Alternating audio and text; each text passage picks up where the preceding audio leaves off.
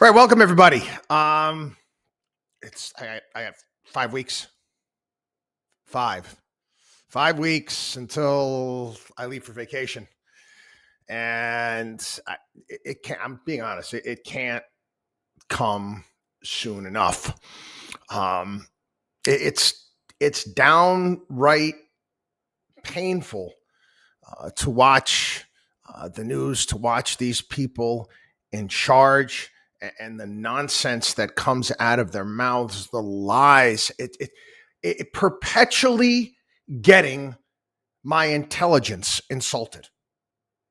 It's on a regular basis. And I've got that. You have that Michael Corleone.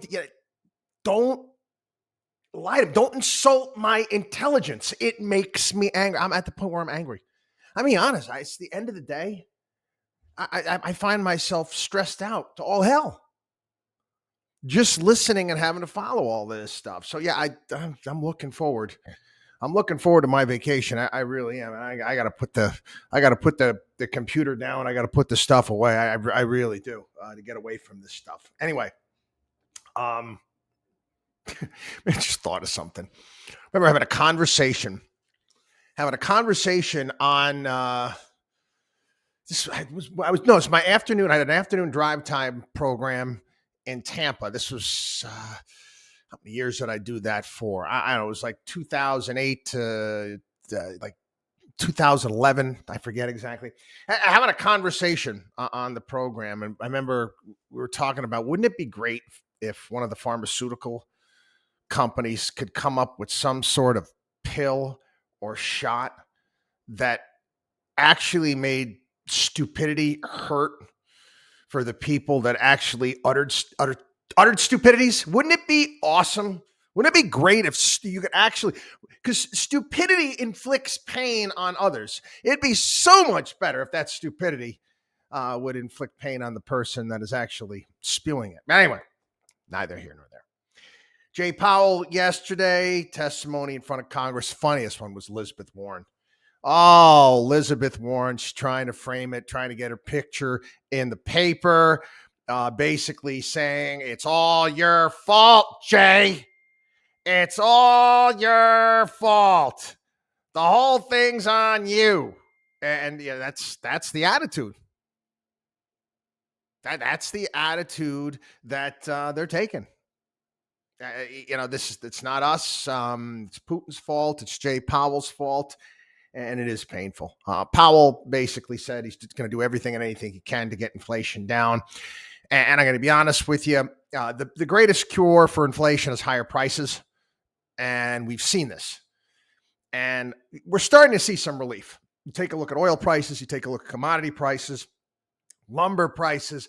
Many things are starting to come back down to earth. Housing prices, once they get more of these homes built, they'll start coming back down to earth. Little by little, we're going to get some breaks here and there. I mentioned here on the show, I said, trust me, after July 4th, you're going to see sales at stores. You're going to see markdowns, 50, 60% down. It's coming. They're going to try to work through a ton of inventory. All of these things are deflationary, and it is helpful. There's no doubt about that. On the other hand, and this is where, again, I want to punch somebody.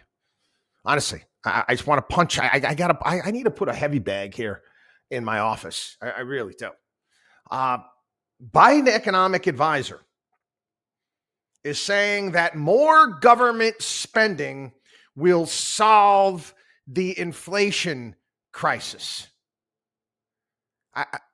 This is an economic advisor. More government spending. So basically going to take more money and you're just going to waste it, because that's what most of government spending is, just waste. You're going to waste more taxpayer money. They call it government spending. You're going to taxpayer spending. You're going to take more of my money. You're going to blow it. You're going to waste it. And you mean to tell me that this is going to solve inflation? You obviously don't have a clue what the hell you're doing. Build back better. My ass. Build back better. Praise God. Joe Manchin shut that piece of garbage down. Praise God that thing didn't go through. Anyway, let's get into some of the energy nonsense. Oh, yeah. Powell yesterday basically gave the Heisman to the Biden administration when it came to energy prices and saying that it was Putin's fault. No, it's not Putin's fault.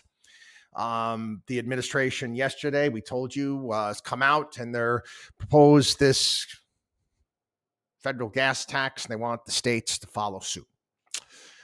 Again, let's just we'll take the federal gas tax.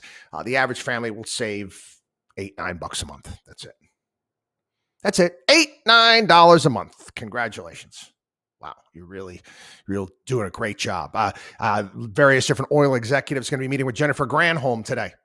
Who knows what they're going to say behind closed doors. Granholm almost threatening, saying that the Biden administration is going to use other tools to increase production. Biden yesterday, some of this other stupid shit he had to say. And again, this guy, I'm talking mental midget of monumental proportions. I mean, listen, I knew he was a bit of a doofus and incompetent. I get that, but I didn't know it was this bad. I had this sent to me by several people. They're like, did you see this, Chris? I was like, yeah, I saw it. This is yesterday. Biden is telling gas stations that they should lower their prices because it is a time of war. These are not normal times, said Joe. Not normal times. Bring down the price you are charging at the pump. Do it now. Shut up, you schmuck. I'm going to freaking lose money because you say so? Are you out of your mind? Hey, Joe, why don't you go open up your own gas station and run it at a loss? This guy is, what an a-hole. You're telling businesses that they should run their businesses at a loss because these are difficult times and because of Putin and the Ukraine? Putin's drinking our milkshake right now. I explained that yesterday. He's drinking our milkshake right now. It's not a matter of if, it's a matter of when. I don't know if you caught the news. It didn't make major news. They're now hitting various different grain facilities in the Ukraine, which is going to make it more difficult when it comes to food prices. Well, come on, Joe. You're so full of crap, it's not funny. Okay? We barely sent anything over to the Ukraine, and you're all rah, Ukraine. Give me a break. If I was a conspiracy theorist, I think that Joe Biden want to keep this Ukrainian war going as long as possible so he can try to hide behind the Putin gas price hike nonsense so he could push his bull excrement green agenda. Could be me. Call me crazy. Nuts.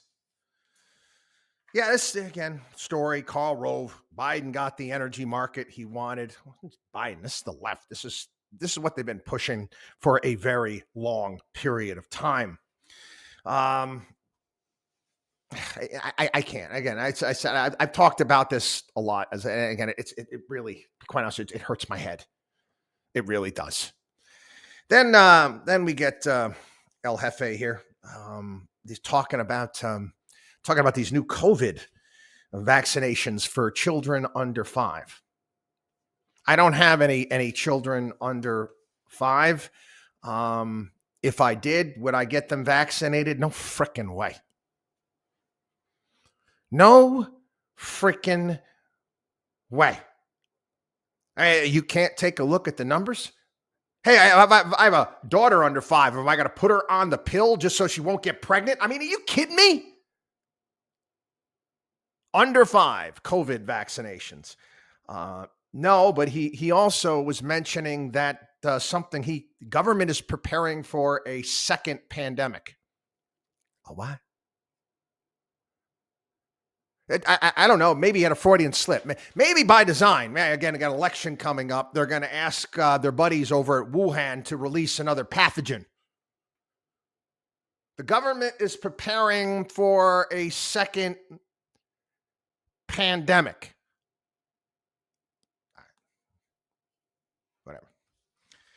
Whatever. There's a little bit of politics here. Florida's been riding high. They have. Florida has been riding really high. There's no doubt people are moving into the state in droves. They can't put homes up fast enough. Businesses are moving to the state. And it was doing well prior to DeSantis, but it's really doing well now. But what most people, they might not remember, DeSantis almost lost. DeSantis almost lost to Andrew Gillum. They actually had to do a recount in the state. Andrew Gillum, what was it, last year, the year before, it was found that they found him in a Miami hotel, passed out on drugs, some sort of male prostitute situation, whatever. You know, when that story came out, I said, you know what, the guy has issues. Well, former Florida Democratic gubernatorial candidate Andrew Gillum was indicted on charges, including conspiracy and 19 counts of wire fraud. This is the Justice Department. And they're trying to play this off as some sort of right-wing hit. These are Biden's guys. This is Biden's Justice Department. The indictment, basically, they soliciting funds using false representations and promises. Defendants use third parties to divert a portion of these funds to a company, then fraudulently provided the funds disguised as payroll payments to Gillum for his personal use, and go on and on and on. I want everybody to kind of think about it here for a second. Elections have consequences. Imagine how much different the country would be right now, because Florida has been kicking ass.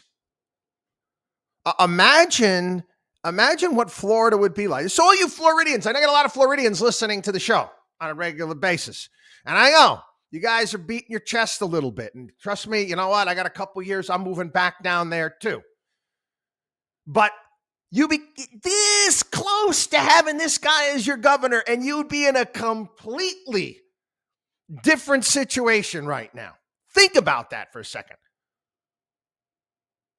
Think about that. All you people out there that, you know what? I'm not going to pay attention. I'm not going to go and vote. Think about that, especially you Floridians out there.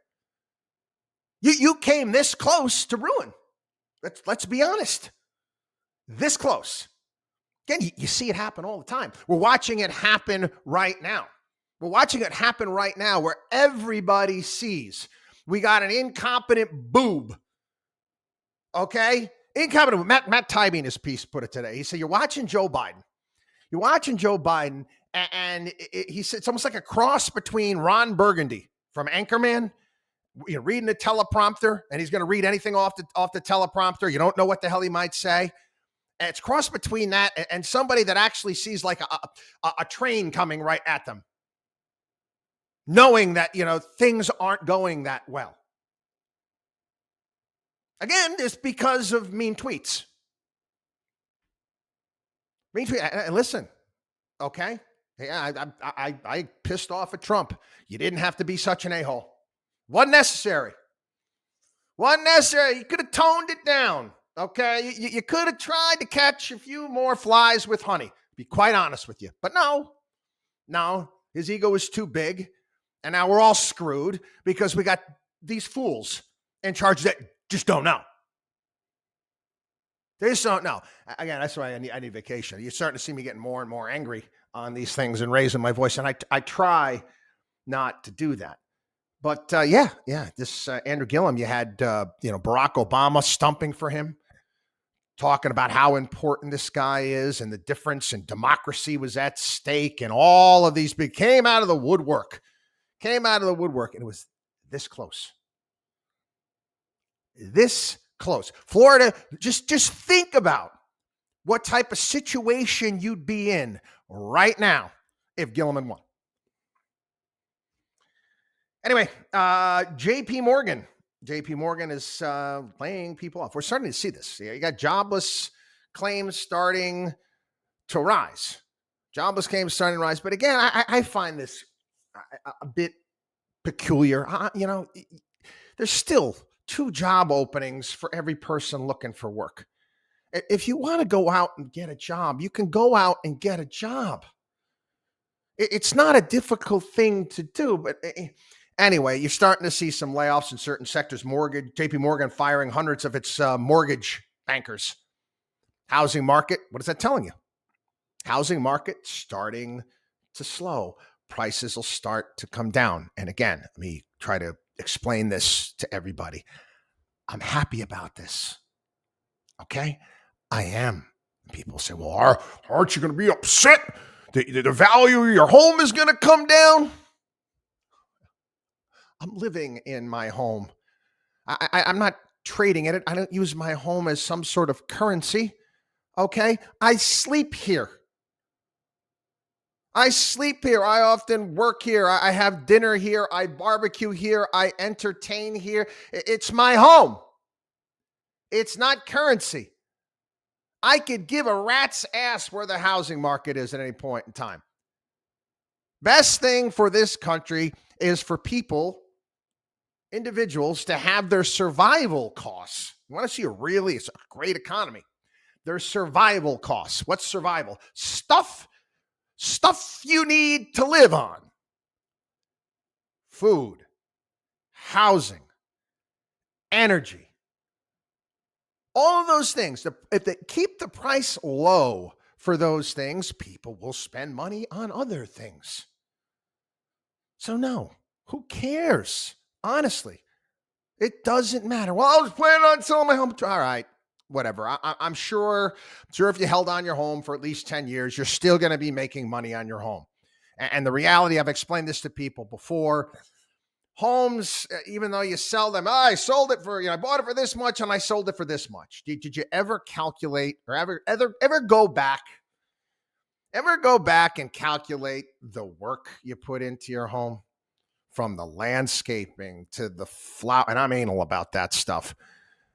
The flowers, the maintenance, the upkeep, the stuff that breaks, tree, all of these things, the taxes, the insurance.